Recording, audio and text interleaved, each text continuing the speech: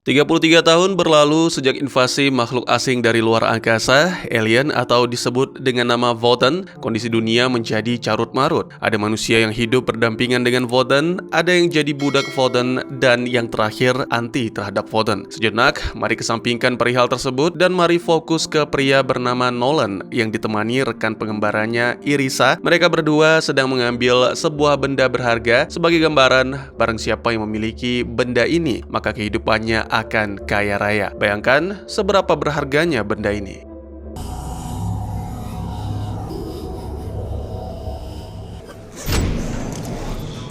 Baru saja merayakan keberhasilan, Nolan dan Irisa didatangi Votann Nomaden yang menamakan diri mereka Spirit Riders. Tujuan Spirit Riders terbilang receh, layaknya penjahat pada umumnya, yaitu merampok. Nolan harus rela kehilangan mobilnya. Meski demikian, pria pemberani ini masih dilindungi Tuhan, dan dia dan Irisa berhasil melarikan diri dari Spirit Riders.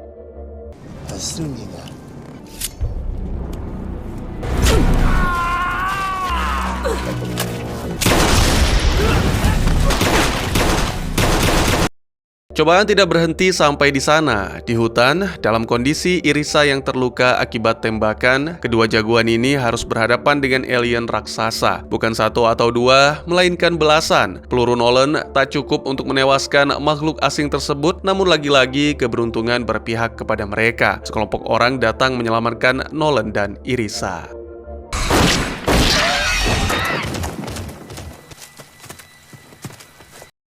Nolan dan Irisa dibawa oleh sekelompok orang tadi ke kota Santo Luis yang sekarang sudah berganti nama jadi Defiance. Kota ini terbilang aman karena dilindungi oleh pagar hologram yang super canggih. Nolan dan Irisa dirawat di sana. Setelah kondisi sudah agak mendingan, Nolan dibawa oleh Garrett untuk menemui wali kota bernama Amanda. Setelah berkenalan singkat, Nolan pergi bersama Irisa ke bar. Tujuannya saat ini adalah mencari uang untuk membeli mobil baru, lalu pergi meninggalkan Defiance. Ajang pertarungan bebas adalah pilihan Nolan untuk mendapatkan uang dalam tempo yang sesingkat-singkatnya.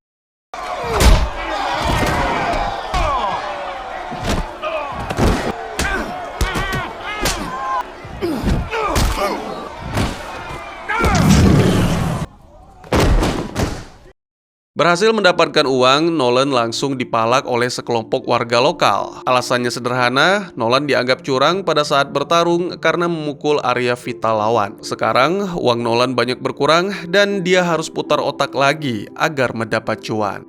Kembali ke bar, saat ini sedang terjadi keributan di sana. Seorang pria bernama Rev menuding Alak sebagai pembunuh anaknya, Luke. Tudingan tersebut didasari oleh pertengkaran yang terjadi antara dua remaja itu sebelumnya. Nolan yang melihat kejadian tersebut coba mengintervensi dengan pura-pura ingin main game. Kebetulan orang yang memalaknya tadi juga ada di sana. Rev tidak senang melihat gaya Nolan yang berlagak sok jagoan, alhasil suasana pun semakin memanas.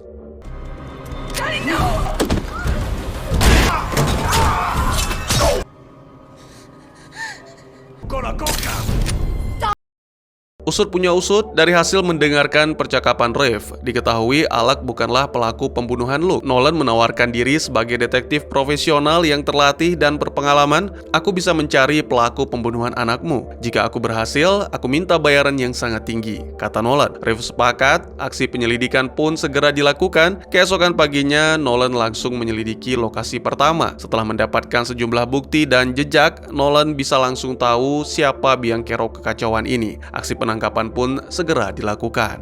Ben, dia adalah golongan Votann yang sudah mengkhianati warga Defiance. Motivasinya melakukan hal tersebut terbilang juga sangat murahan. Dia menerima sogokan untuk melenyapkan gerbang pelindung agar kota Defiance bisa diambil alih oleh pihak luar. Gilanya lagi, Ben sampai tega menghabisi nyawa Luke. Berkat Nolan, Ben berhasil dikepung. Apakah wajar jika Nolan disebut pahlawan bagi warga Defiance? Bagaimana menurut kalian?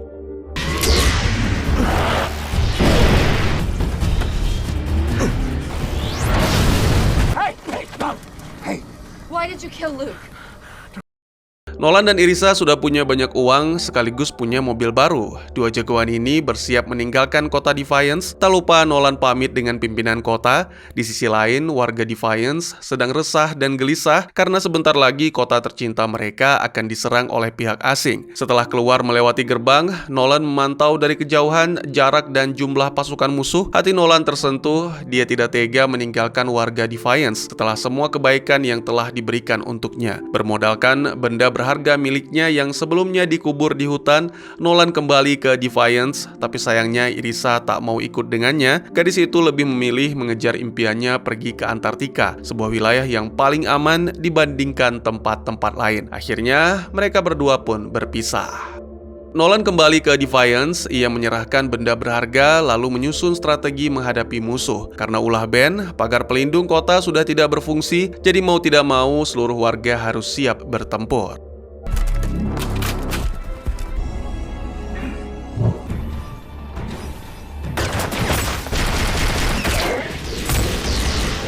Di tengah aksi pertempuran sengit, Irisa kembali ke Defiance dan ikut serta menghabisi musuh. Di tempat lain, benda berbentuk bulat milik Nolan ternyata bisa mengaktifkan nuklir. Hasilnya,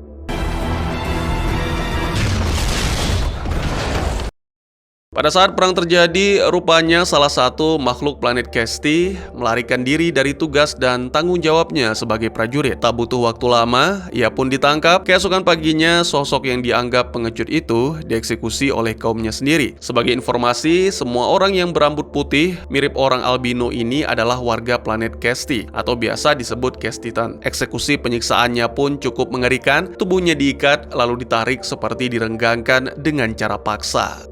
Ben dibebaskan oleh seseorang. Kabar tersebut langsung sampai ke telinga Nolan dan Reeve. Mereka bergegas melakukan pencarian menyusuri area tambang kota Santo Luis. Di perjalanan, tampak sisa reruntuhan kota Santo Luis pada masa lalu.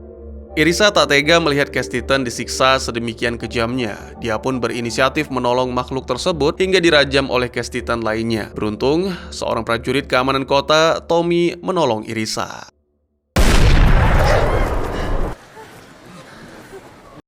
Nolan CS berhasil menangkap Ben untuk kedua kalinya. Reeve sudah tidak sabar ingin menghabisi nyawa makhluk tersebut. Namun Nolan menahannya. Ben memang pantas mati, sebab ketika Reeve dengarkan saran dari Nolan, Ben malah ingin menghabisi Reeve. Beruntung pria tua itu sigap dan Ben pun berhasil dibuat tak berkutik.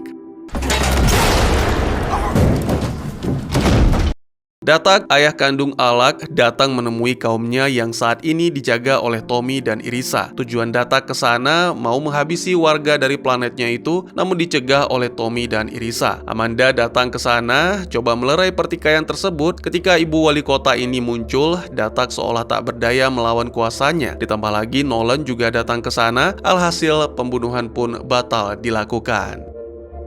Meski demikian, pada malam harinya, warga Castitan itu tak bisa menghindar dari maut, nyawanya pun melayang akibat luka tusukan yang dilakukan oleh... Hari ini di kota Defiance, dua peristiwa aneh terjadi. Pertama, seorang pria yang sedang berolahraga jogging diserang oleh makhluk misterius.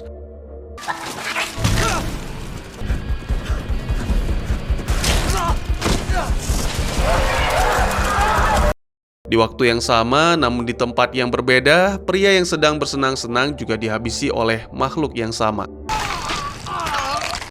Apa yang sebenarnya terjadi? Malam harinya di rumah keluarga Datak, makhluk misterius yang sudah menghabisi nyawa dua pria tadi pagi melakukan serangan. Diketahui makhluk tersebut adalah Bugs from the Hell atau serangga dari neraka. Cekat dan ahli bertarung, ditambah lagi bernyali besar, Datak berhasil menghabisi Bugs from the Hell.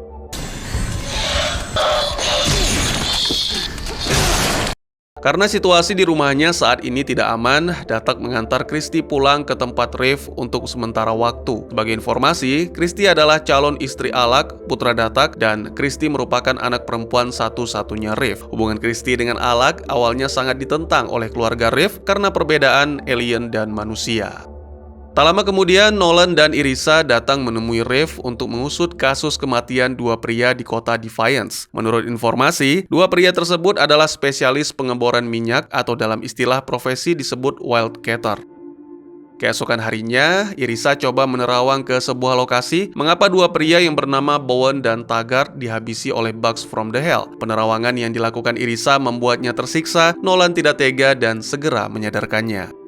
Tak lama setelah itu, Irisa pergi ke bar menemui Sukar. Putri angkat Nolan itu mencari keberadaan Rin. Dia yakin betul kalau Sukar dan Rin terlibat dalam kasus pembunuhan yang terjadi kemarin. Irisa menceritakan kalau dirinya mendapat penglihatan batin tentang sebuah kejadian di masa lalu. Keluarga Rin dulunya dihabisi oleh Bowen dan Taggart. Sukar mengatakan, "Aku tidak terlibat dalam kasus ini dan aku juga tidak tahu di mana Rin. Tapi aku bisa menguatkan mata batinmu agar kita mudah melacak Rin." Irisa dibawa ke suatu tempat dan ritual pun dilakukan.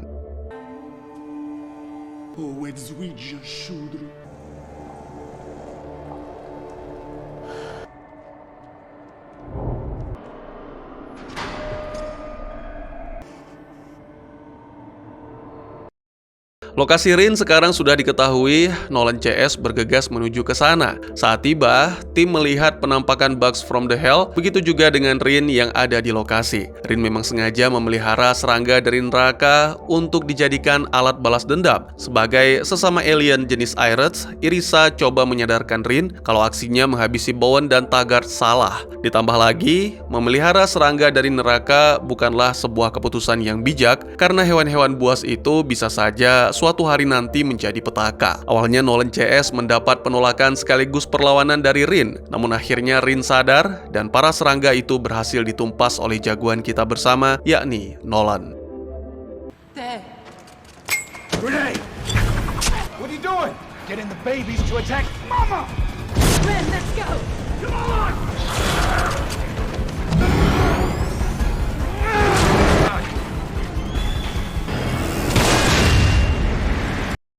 Pagi-pagi, Nolan langsung melancarkan aksinya mencegah tindak kriminal yang dilakukan oleh penghuni Defiance. Dia menggeledah kendaraan milik antek-antek Datak. Di mobil mereka ditemukan senjata. Menurut dugaan sementara, Datak melakukan bisnis ilegal jual senjata kepada Spirit Riders.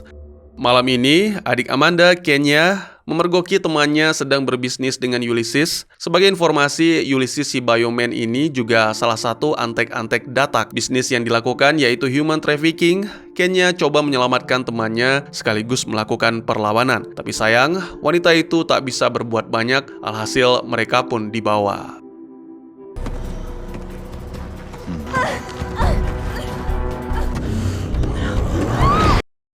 Kabar Kenya menghilang sampai ke telinga Amanda. Wali kota itu sambil ditemani Nolan mendatangi rumah Datak guna menggali informasi. Nolan yang sudah diangkat menjadi penegak hukum di kota Defiance sejak kematian Garrett langsung masuk menyeret Datak yang sedang bersama anak istrinya. Datak mengaku tidak tahu aksi yang dilakukan oleh Ulysses. Ditambah lagi dia sangat tersinggung dengan sikap Nolan yang terkesan menjatuhkan wibawanya di hadapan keluarga. Sebagai bentuk kekesalan, dia menolak permintaan Amanda untuk membantu mencari keberadaan Kenya.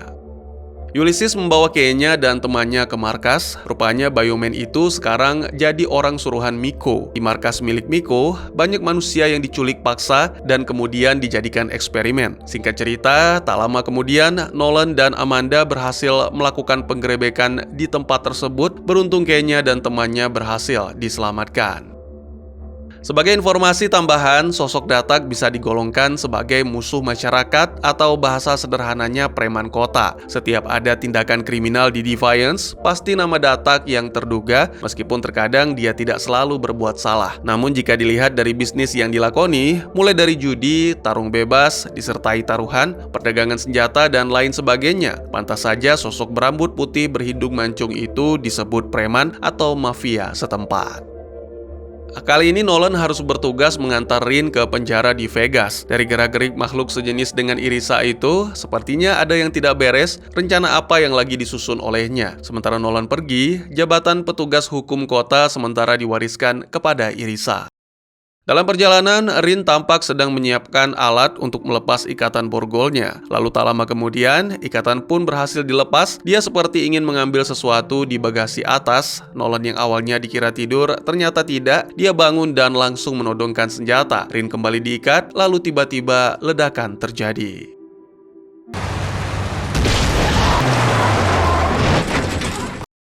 Semua skenario ini sudah direncanakan secara matang. Pasukan Spirit Riders datang dan beberapa orang dalam mobil tahanan rupanya ada yang berkhianat. Tujuan para penjahat melakukan ini adalah karena ingin merampok sejumlah uang hasil sitaan. Jadi ceritanya beberapa hari yang lalu Nolan berhasil mengamankan sekoper barang bukti uang dari bisnis ilegal.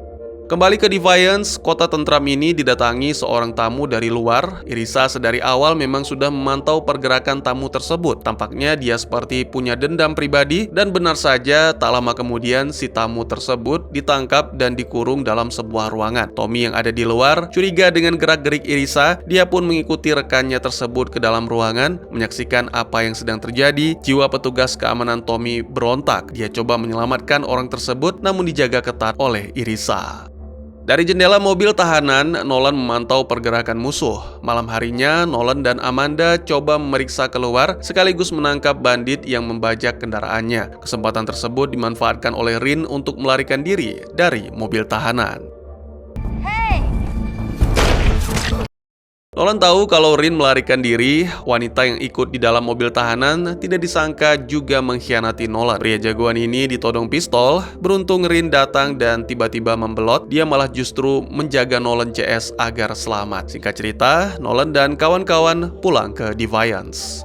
Di Defiance, Irisa yang sudah sangat ingin menghabisi nyawa tamu tersebut karena kenangan masa lalu, niatnya mendadak terkubur. Dia lebih memilih untuk menyerahkan tamu tersebut ke petugas penegak hukum ketimbang mengotori tangannya. Keesokan pagi, semua yang terlibat masalah kemarin segera dikirim Nolan ke penjara Vegas dan situasi kota pun kembali aman. Suasana pagi yang indah di pasar Defiance rusak akibat aksi pengejaran yang dilakukan oleh orang dari luar kota. Madison, si penjahat internasional, sedang diburu oleh Eddie. Karena kekacauan ini terjadi di Defiance, Nolan ikut membantu aksi penangkapan tersebut. Setelah berhasil, tidak disangka rupanya Eddie adalah teman lama Nolan. Eddie. Karena kedatangan seorang teman lama, Nolan menemui Amanda untuk meminta izin agar wali kota itu memberikan tempat tinggal kepada Eddie. Namun Amanda sepertinya belum bisa mengabulkan permintaan tersebut. Di sel tahanan, Tommy dan Irisa sedang menjaga Madison yang terkurung di balik jeruji besi. Pria dari ras Kestiton itu berkata, "Aku haus sekali, bolehkah aku meminta segelas air garam untuk melepas dahaga?" Tommy sama sekali tidak curiga dan langsung memberikan. Tak lama kemudian, sel meledak dan Madison berhasil kabur. Lokasi yang dituju pertama kali adalah lapak pedagang shawl. Sebelumnya, Madison sempat menitipkan kopernya di sana.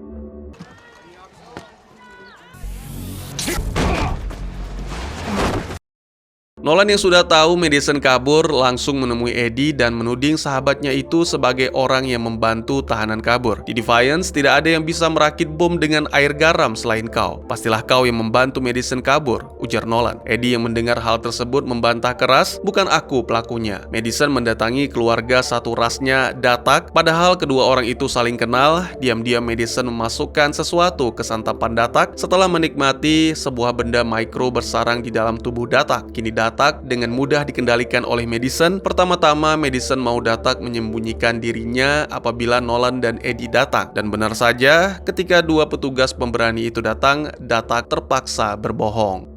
Permintaan kedua, Madison menyuruh Datak membawanya keluar dari Defiance dengan aman. Memang berhasil, tapi tidak 100% sebab tak lama kemudian kendaraan Nolan muncul dan langsung menghentikan laju mobil Datak.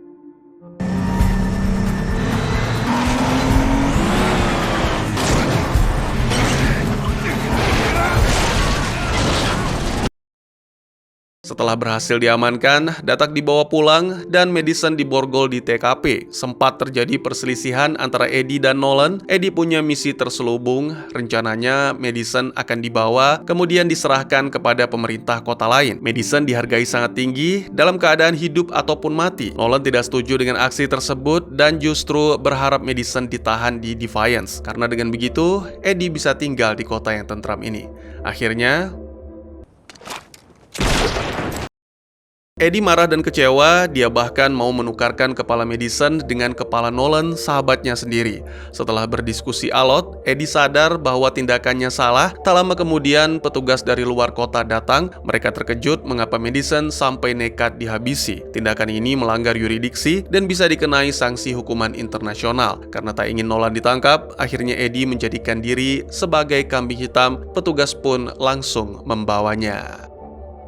Irisa mendapat visi dari dalam mimpi. Sukar dalam keadaan bahaya dan tewas dihabisi. Bangun dari tidurnya, Irisa segera ingin pergi ke lokasi saudara satu rasnya berada. Nolan sebagai ayah angkat juga diajak untuk menemani. Setibanya di tempat tujuan, benar saja, Sukar sudah tewas. Rombongan satu ras dengan Irisa tak ingin ada manusia di sana, yaitu Nolan. Penegak hukum Defiance itu langsung diminta pergi, dan upacara kematian pun dilakukan untuk Sukar.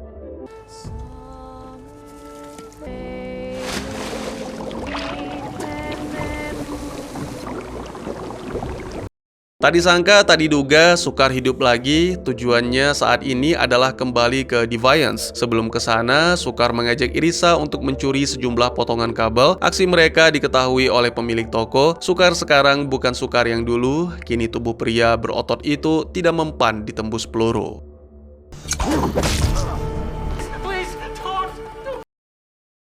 Sedikit informasi, saat ini kota dan sejumlah wilayah lainnya sedang ada hujan meteor.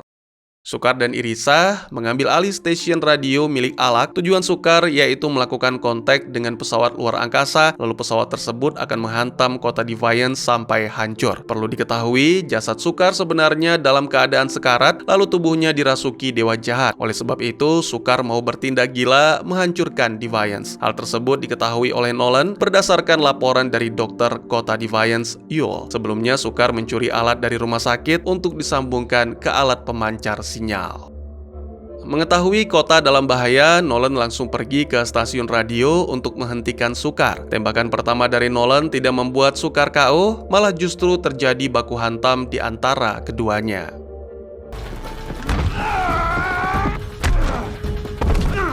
There's blood on the table. Tie him up. Selanjutnya, tembakan bertubi-tubi yang dilesatkan Nolan berhasil membuat Sukar terlempar ke luar stasiun. Irisa sepertinya telah termakan doktrin Sukar. Dia malah lebih membela rekan satu rasnya daripada ayah angkatnya sendiri. Kesal karena Sukar ditembak oleh Nolan, Irisa nekat menekan tombol kontak ke pesawat luar angkasa, dan hasilnya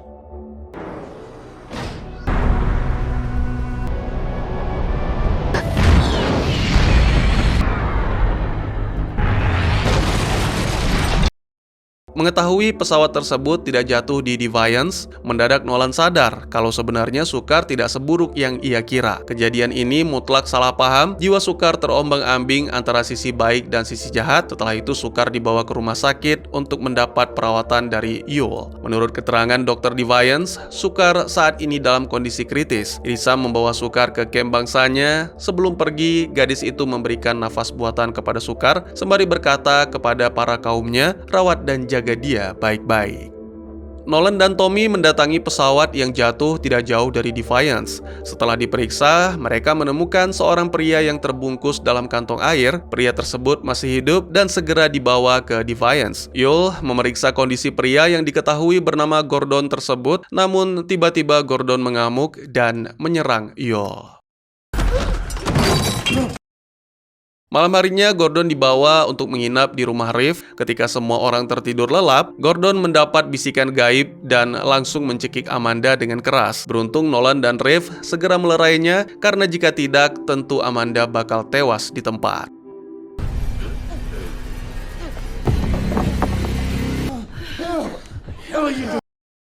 Amanda diperiksa oleh Yul. Luka memar pada lehernya cukup parah. Sementara Gordon saat ini ditahan di kantor Lawkeeper. Ketika Nolan hendak memeriksa Gordon, pria yang berprofesi sebagai astronot itu menyakiti dirinya sendiri hingga mengeluarkan cairan berwarna silver. Saat ini kecurigaan Nolan tertuju pada Yul. Langsung saja Nolan ke rumah sakit untuk menemui dokter kota Defiance itu. Apa yang telah kau lakukan terhadap Gordon? Mengapa dia mengeluarkan cairan berwarna silver? Tanya Nolan kepada Yul.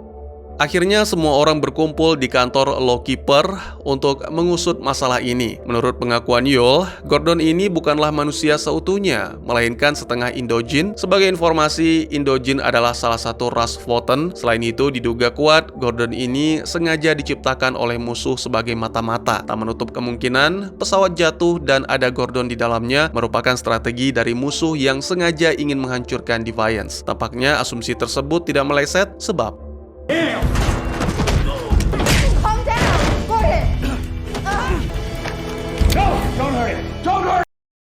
Rev dapat telepon dari pengawalnya bahwa Gordon saat ini berada di tambang Defiance. Setibanya di sana, kedua pria ini saling bertukar cerita. Secara garis besar, Gordon mengeluhkan konflik batin yang tengah dirasakan. Dia sangat rindu dengan istrinya, entah di mana pujaan hatinya sekarang berada. Namun yang pasti, bila dihitung dari semenjak kepergian Gordon ke luar angkasa, pasti usia istrinya sekarang sudah tua. Berbeda dengan Gordon yang penuaannya terhenti karena mungkin penggunaan cryopod. Gordon sudah tidak tahan berada di posisi ini. Di satu sisi dia manusia, di sisi lain dia adalah Indogen. Akhirnya pria berkepala pelontos itu melompat ke jurang tambang. Keesokan harinya, Nolan pergi ke rumah Rev. Menurut informasi yang didapat, jenazah Gordon tidak ditemukan di dalam tambang. Nolan beropini bisa saja tubuh astronot itu tergantung di batuan di dasar sungai dalam tambang. Pada adegan lain ditampilkan, Gordon belum mati. Dia pergi ke sebuah rumah di desa untuk menemui seorang wanita tua yang diduga kuat adalah istrinya. Mereka pun saling melepas rindu dengan pelukan hangat. Rumah sakit tiba-tiba dihebohkan dengan kemunculan orang dengan kondisi penyakit virus menular. I really need a doctor. Situasi di kota Defiance saat ini menjadi panik akibat virus menular dan mematikan. Muncul dugaan virus ini dibawa pertama kali oleh ras Aerith dan Castitan. Tahu rumor tersebut, kedua ras ini saling menyalahkan. Akan tetapi pada akhirnya Castitan menang karena dianggap kebal terhadap virus. Nolan datang mengunjungi camp darurat tempat pasien dirawat. Menurut laporan, hingga saat ini sudah 6 orang tewas dan 21 lainnya dirawat. Irisa menyambut kedatangan teman-teman yang satu ras dengannya. Tiba-tiba Rev muncul dan menangkap semua spesies Aerith. Mereka dibawa untuk dikarantina. Tak lama kemudian Nolan datang. Dia tidak terima anak angkatnya ditangkap oleh Rev. Sempat terjadi aksi todong senjata. Namun setelah itu Irisa meminta Nolan untuk mengalah. Put up the gun. Nolan dan Amanda mendiskusikan soal polemik wabah yang sedang melanda di kota Defiance. Lalu muncul Yul, obat sudah ditemukan, ada di San Francisco, kata dokter tersebut. Tak mau berlama-lama, Nolan mengajak serta Connor untuk menemaninya mengambil obat. Dalam perjalanan mereka, kedua pria ini sempat mendapat hadangan dari kepolisian wilayah lain. Tapi karena kedua pihak ini saling kenal dan tidak ada indikasi penyerangan, Nolan dan Connor diberi jalan. Thank you, sir.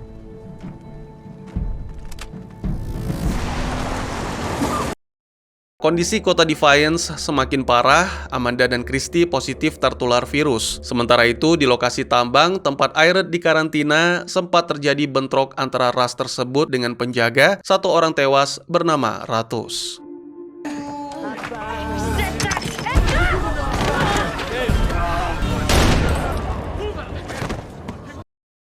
Connor dan Nolan tiba di lokasi obat antivirus. Perlu diketahui, kondisi fisik Nolan saat ini sedang tidak baik-baik saja. Dia juga sudah tertular virus, namun tekad dan semangatnya terus membara. Peti obat ditemukan, namun semuanya tidak berjalan semulus rencana. Nolan dan Connor ditangkap oleh rombongan ras Aerith. Mereka punya dua permintaan, bebaskan ras Aerith di Defiance dan bawa Ratus ke sini. Permintaan tersebut disampaikan oleh kepala geng Aerith via sambungan telepon langsung ke Defiance. Berhubung Amanda sedang sakit, kepemimpinan kota diambil alih oleh Datak.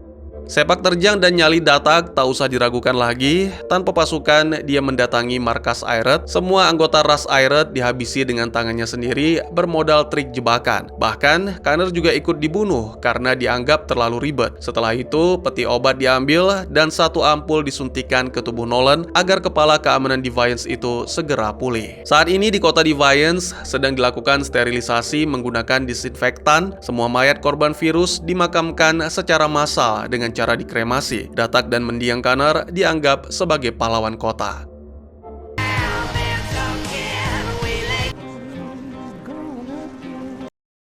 Pada sebuah adegan di dalam mobil, diperlihatkan Yul sedang berbicara dengan mantan wali kota Defiance, Nikki. Sepertinya mereka berdua punya rencana buruk.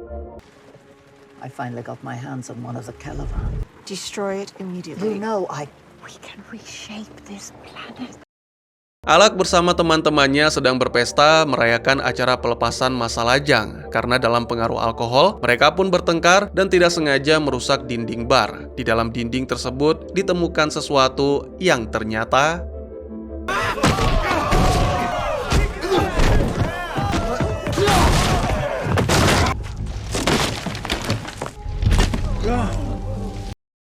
setelah diperiksa, jenazah tersebut adalah Hunter Bell, mantan suami Kenya. Kehidupan rumah tangga mereka bisa dibilang kurang harmonis. Kenya sering dapat perlakuan buruk dari mendiang suaminya. Saat ini, kota Defiance sedang ada kabar bahagia, yaitu perayaan pesta pernikahan antara Alak dan Christy. Namun ada sedikit kendala, mendadak Datak tidak memberi restu kepada dua calon mempelai tersebut. Hal ini membuat Alak nekat mendatangi rumah Riff dan menyatakan, "Aku sangat mencintai putrimu. Ada atau tanpa restu dari ayahku, aku akan tetap menikahi Christy." Riff tersentuh dengan ucapan tersebut dan berjanji akan tetap menggelar acara pernikahan antara Alak dan putrinya. Nolan saat ini sedang disibukkan mencari siapa pembunuh Hunter, dan lagi-lagi Datak diduga menjadi pelaku pembunuhan tersebut. Setelah ditangkap dan diinterogasi, Datak dilepas karena kurangnya bukti-bukti. Tak lama kemudian, Datak pergi ke bar dan menemui Riff. Kedua pria ini terlibat aksi saling tuduh sebagai pembunuh Hunter. Detik-detik acara pernikahan Alak dan Christy akan dimulai, Nikki datang menemui Yul. Misteri pembunuhan Hunter pun terungkap sudah. Kedua orang ini terlibat dalam menghabisi nyawa Hunter, sebagaimana yang ditampilkan dalam adegan kilas balik berikut ini. Wiggle your fingers. Get out. This is a sterile environment. Sebenarnya Yul dan Nikki tidak berniat menghabisi nyawa Hunter, namun secara tidak sengaja Hunter mendengar percakapan dua wanita ini. Sebagai manusia, Hunter kaget karena Nikki sebagai wali kota yang saat itu menjabat ternyata setengah manusia, setengah Indojin. Padahal sudah menjadi sebuah keharusan yang memimpin kota Defiance harus manusia. Tak ingin rahasia ini diketahui banyak pihak, akhirnya acara pernikahan Alak dan Christy pun berlangsung. Datak akhirnya memberi restu. Nolan yang ada di sana curiga mengapa Nikki sedari tadi tidak terlihat. Sebagai mantan wali kota, tentu saja Nikki adalah seorang tamu kehormatan. Dibantu oleh Tommy, Nolan mencari keberadaan Nikki hingga ditemukan sebuah surat wasiat yang berisi, "Akulah yang menghabisi nyawa Hunter. Aku tak ingin dihantui rasa berdosa ini. Oleh sebab itu, aku rela mengakhiri hidupku." Isi surat yang seolah-olah ditulis oleh Nikki, padahal sebenarnya surat tersebut sengaja dibuat oleh Yul agar kejahatannya tidak tercium. Hari ini sedang diadakan upacara atas kematian Nikki. Amanda selaku pembicara menceritakan semua jasa baik yang pernah dibuat oleh mantan wali kota tersebut. Teman lama Nikki, Colonel Marsh, juga tampak di sana. Yul mengambil sebuah artefak. Sebagai informasi, artefak ini pertama kali ditemukan oleh mendiang putra Riff, Luke, hingga sekarang jatuh ke tangan Yul. Ketika dokter itu coba mengaktifkan benda tersebut, tubuh Irisa bereaksi. Sepertinya ada hubungan khusus antara artefak tersebut dengan Irisa. Saat ini di kota Defiance sedang ada pemilihan calon wali kota baru. Calon pertama Amanda dan calon kedua adalah Datak. Kebetulan hari ini sedang diadakan debat terbuka antara dua kandidat tersebut. Datak punya rencana busuk. Diam-diam dia ingin menyingkirkan Nolan sebagai lawkeeper di kota Defiance dengan cara menyiapkan sebuah jebakan dan bantuan teman putranya. Salah seorang teman Alak ditugaskan untuk menembak Amanda dengan senapan mainan hingga membuat Nolan refleks dan memberikan serangan balasan. Alhasil teman Alak pun tewas di tempat.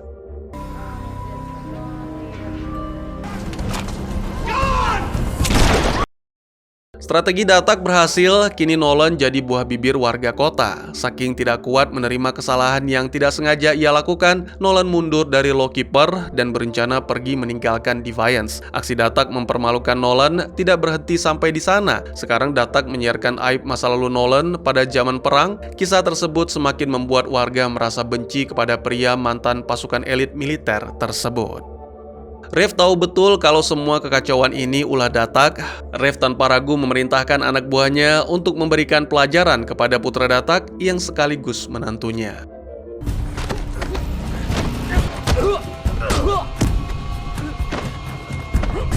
Enough! Di tempat lain, Nolan menemui Datak dan bicara secara jantan tentang rencana busuk yang telah dibuat oleh alien ras Kes Titan tersebut, sehingga baku hantam pun terjadi.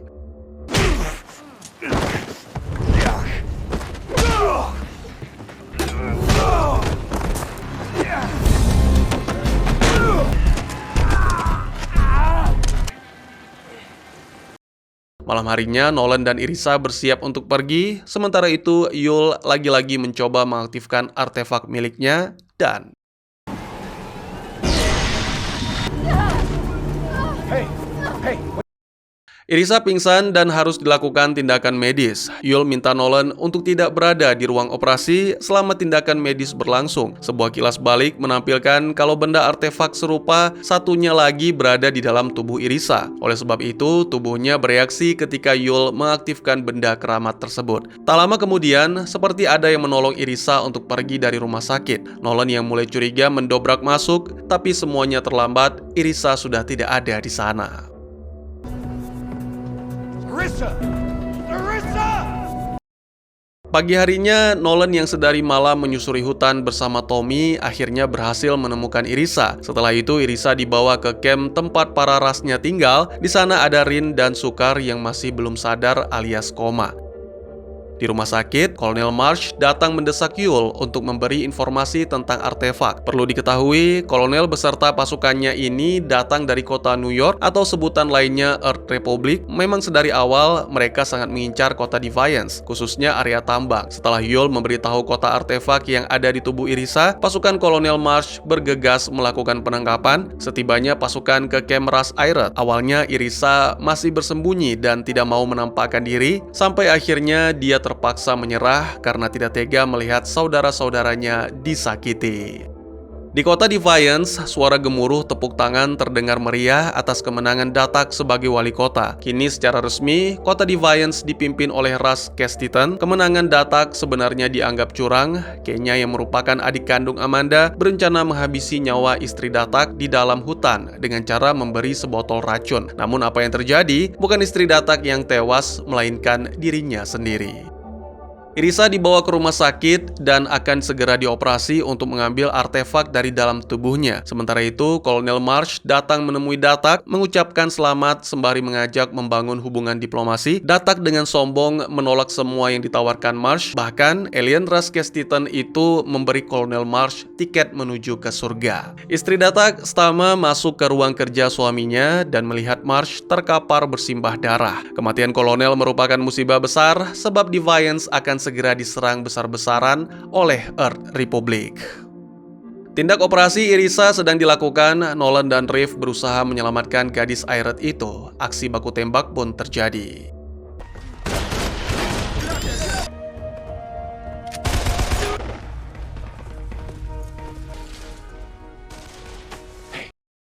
Setelah Irisa berhasil diselamatkan, Reeve dan Nolan malah justru yang kini kena musibah. Dua pria itu dapat ucapan salam dari timah panas. Bahkan sedihnya lagi, Nolan harus kehilangan nyawa.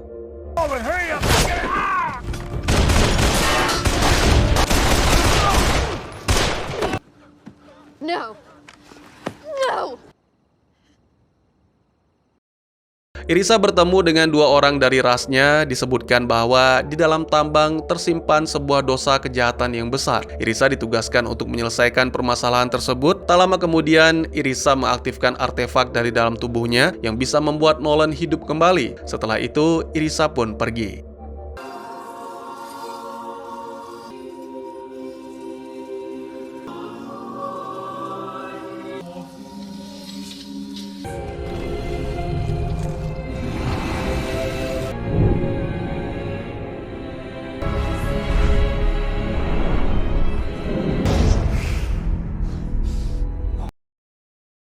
Setelah bangkit dari kematian, Nolan mencari keberadaan Irisa. Selain itu, dari jauh dia melihat pasukan Earth Republic dalam jumlah besar menduduki kota Defiance.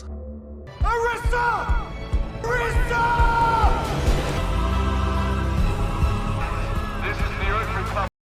Sekian dulu teman-teman, terima kasih buat yang sudah menyaksikan. Jika teman-teman suka dengan cerita ini, izinkan saya untuk mengetahui dengan klik tombol like-nya ya. Kalian juga dipersilahkan untuk merequest kira-kira film apa lagi yang menarik untuk dibahas. Bisa di kolom komentar, atau bisa juga melalui DM ke Instagram saya di @teguhgusto. Insya Allah pasti akan saya baca. Silahkan dukung channel ini dengan cara share, like, dan subscribe. Sampai jumpa di video selanjutnya. Tetap semangat, tetap bersyukur setiap hari. Dadah!